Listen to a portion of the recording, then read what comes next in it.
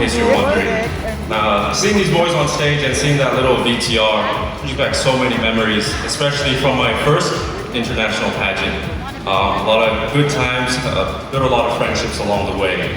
And now being Manhunt International, of course. And I'm not very good at motivational speeches, but I would like to say that it reminds me of a little quote. If you're the same person you were 5 years ago, in my case, 7 years ago, you're not doing yourself service, or you're not doing anyone else a service. Because you really should evolve. You really should move on, and you should move forward. And now being Manhunt International, I can confidently say I did that.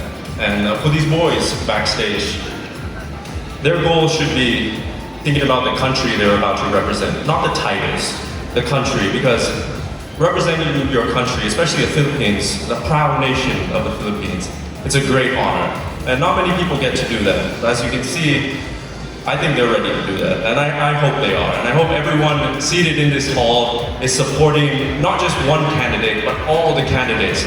Because in the end, they are going to represent the Philippines, and we all want them to succeed.